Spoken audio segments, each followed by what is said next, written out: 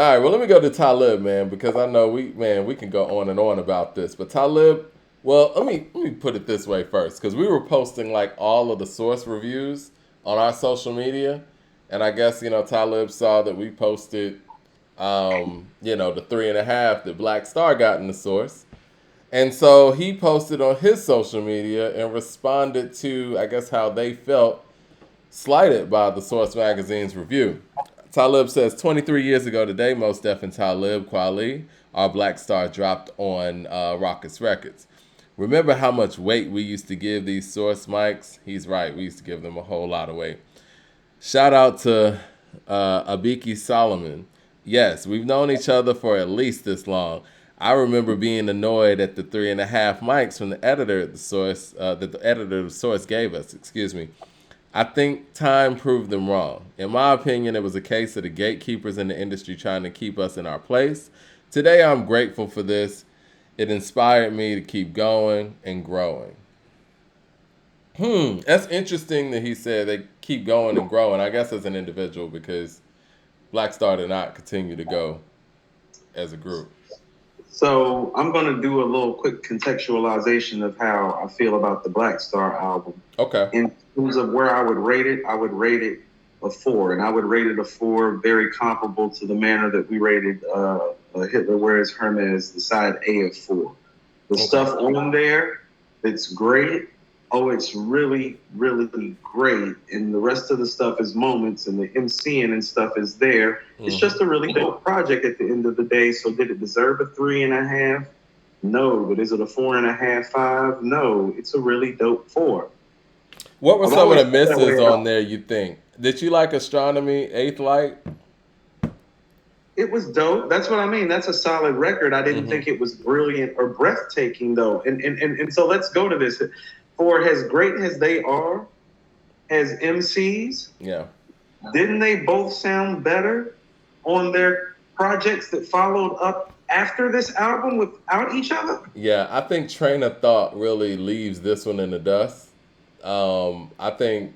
and, I mean, Black on Both Sides. Black Mike, on that's both what I mean. sides. Both I was going to go there, too. Yeah. Well, one of the biggest problems with even rating and contextualizing this album and this legacy, it's like, oh, well, y'all sounded better solo. I don't think that on this album, because we're dialing back to 1998, and let's look at what New York was looking like in 98, right? You got Dark as Hell, It's Dark and Hell is Hot. You got, because that was a monster of a record, and DMX was just a force coming out of New York at that point. You got Capital Punishment coming out of there. I guess we want to technically say that Gangstar's, you know what I'm saying, Moment of Truth. Moment of Truth was coming out of there. And what Jay was doing with Volume 2, they just didn't mesh in with what was going on a mainstream, I guess, or overground level in New York hip-hop. And for their respected, I guess, subgenre... how do I say it? For their respective subgenre sound, I don't think they knocked it out the box either. This is not All Things Fall Apart. So that's exactly what I was about to say, Mike. So let's compare this album to the contemporaries that they're grouped with, which is going to be... this isn't like Water for Chocolate. This isn't like Water for Chocolate. This isn't even like it's not even like One Day It'll All Make Sense. It's definitely not Illadelph Half-Life or Things Fall Apart. Mike, I mean... Like you said, it's not even their individual efforts. It's not Black on Both Sides or Train of Thought by any means, Mike. Yeah. No. I remember being super impressed by Train of Thought. All jokes aside, isn't Mathematics better than everything on the Black Star album? I think the best song on this Black Star album is Respiration. I like Definition a lot. No, Definition is my second favorite record on them. I love Brown Skin Lady. Dope record. It's my third favorite record. I love Redefinition. It's my fourth favorite record. I love Mos Def, but I don't think they should have done Children's Story. I don't think he should have done Children's Story. No, Mike, after those 4 records, what else on there is great? People love Thieves in the Night, but I can't tell you the last time I went and listened to it. I'm not gonna lie. That's what I'm saying. Like, people don't go back and listen to Thieves in the Night like that. Like, you know what I'm saying? Them 4 records that you named, those are the records, and that's what I mean. Just like we named them 4 records off Hitler Wears Hermes Part A, where we was like, no, those are just like, yeah, that's there. Same thing with this. I still think they got slighted. I agree with Talib. Well, it's still a slight. It's just not a major slight. It definitely Yeah, should have got 4 mics though. especially for the time, right? I think that this was their introduction because they didn't have any records completed out yet. And so I guess for people at the source, whether they had heard about them or haven't heard about them at that time, they No, might have been a little bit disappointed, right? I mean, first of all, they were infamous at that point because you know that like Mos and Talib like met through like the cipher culture that it kind of like reemerged from Big and Pac dying. You know what I'm saying? People got really more back to the craft and the art of MCing, and really them coming together. It was really the 2 dopest dudes out there in Brooklyn coming out in the cipher was them 2. And Rockets was making noise, and this was a big. I mean, I know people say they were underground, but this was a big Rockets release. So let me say something about like the Black Star album, because you hear it on Train of Thought and on Black on Both Sides. Oh, well, they're dope MCs, but they're still learning how to craft songs. Oh yeah, definitely. And so what the Black Star album was really more of a playground for them to learn the craft in the recording studio in terms of putting it together in the studio. And it's not to say they hadn't been in the studio before, but it's different when you're putting out a project. And you can hear on Train of Thought and Black on Both Sides how they're just better songwriters, structure, sequence. They're just all better those MCs things in the booth. MCs in the booth. Yeah, you're right. And with all those things being said, and I think that's a great assessment. Didn't mean to interrupt. Let me read a little bit of what the source said about the album to see if, saying that 3.5 is... Mike, it needs not to read like the J review. I hope not. Let's see. So, let me make this a little... All right. 3.5 mics for Black Star. It says, with jazz ting beats, culturally aware lyrics, and sentiments from hip-hop purists, folks will inevitably compare Black Star to the pre-Beats, Rhymes, and Life of a Tribe Called Quest. And rightfully so. Not that they're biters, but underground favorites Mos Def, Talib, and DJ High Tech were obviously weaned on the artful sounds of Q-Tip, Phife, and Ali. And Mos, like Tip, got his first big chance to shine on De La's album. Wow. As a result of all the direct exposure to everything native tongue, the Cerebral Brooklyn-born Black Star may just be able to carry the post-Tribe torch with their debut. Mos Def and Talib Kweli and Black Star. With the delicate balance of Black nationalism, well-chosen interludes, and lyrics to go. Let's see. Like the song from Tribe Called Quest. Do you see how they're framing this? Yeah, you see how they're framing this rating like we're comparing them to Tribe, y'all. Yeah. That is the most unfair shit. You see what I'm talking about, Mike? Okay. High pitch. See, we reading this now, and it's like, man, it's all High pitch metaphor specialist Talib and straight up showman Mos proved that they're more than just lyrically handsome. Check the insightful commentary on the long but thought-provoking hook for Thieves of the Night. And they go into the quote. Black Star formula also includes an energetic delivery uniquely suited to each. On Brown Skin Lady, Kweli employs a singy song style and the rise and fall of Mos's voice, spitting lines like "Good Jesus." Mos Def and Kweli just all right. The Achilles tendon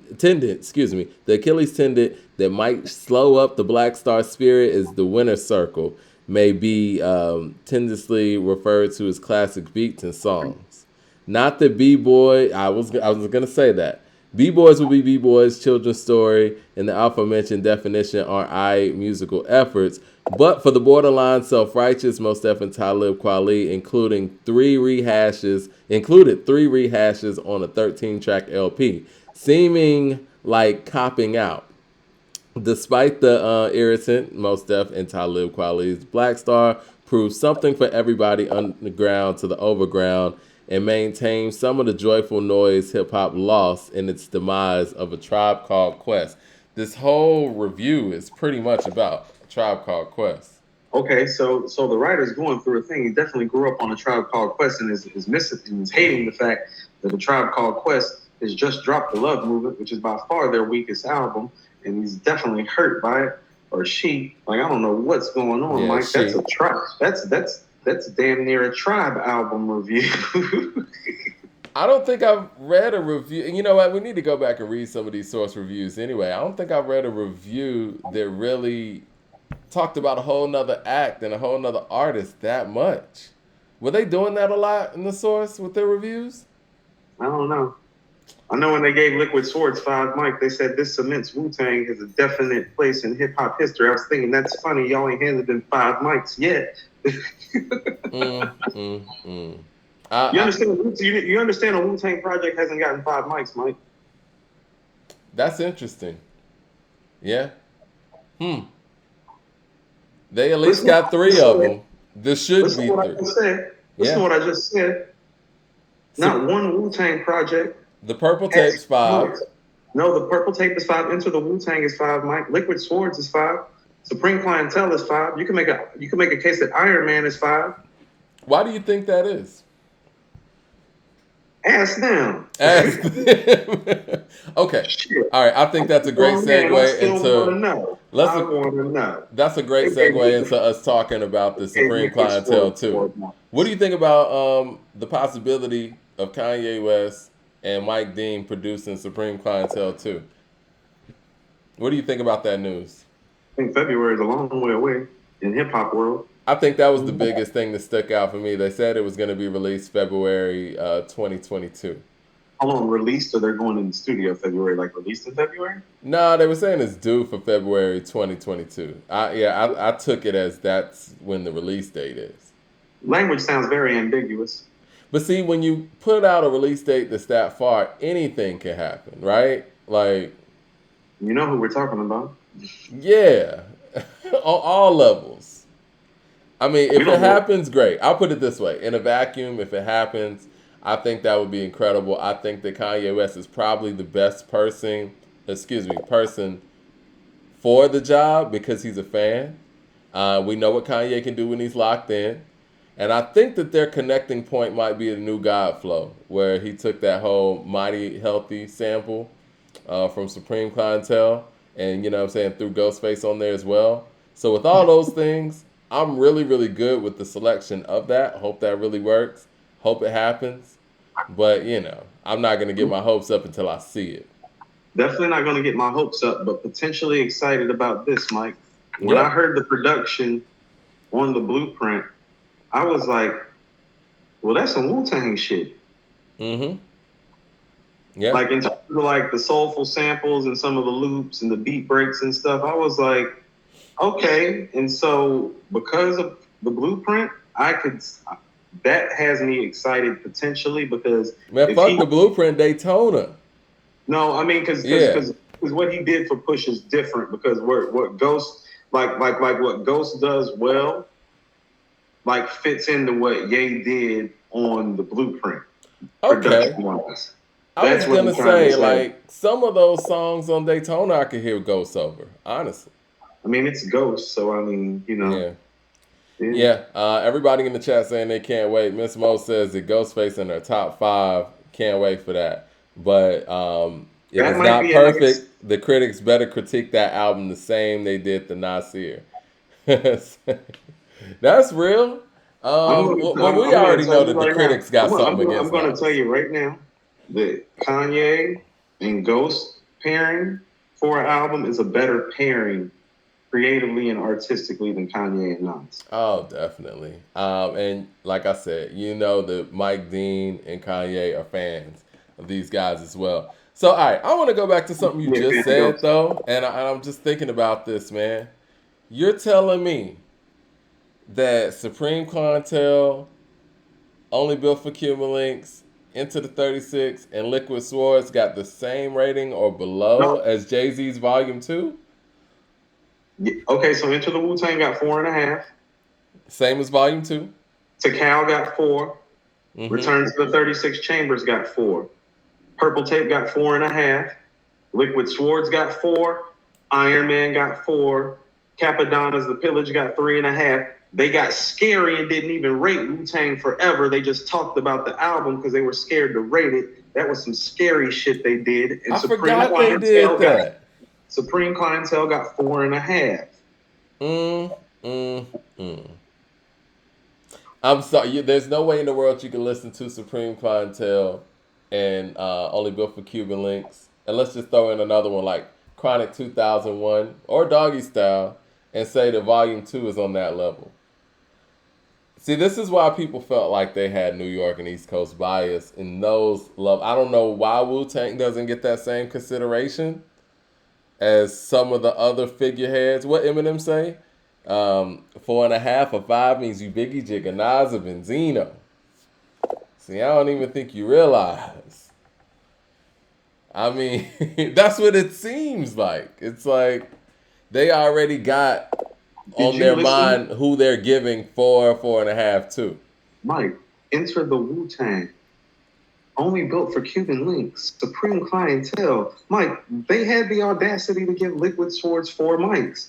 The audacity, Mike. Look, man, we're already an hour or so in, and we hadn't even gotten to the big topic that I thought that we were going to have a whole bunch of engagement with. But let's get into it, man. Shadowboxing is worth 4 mics, Mike. Oh, it is.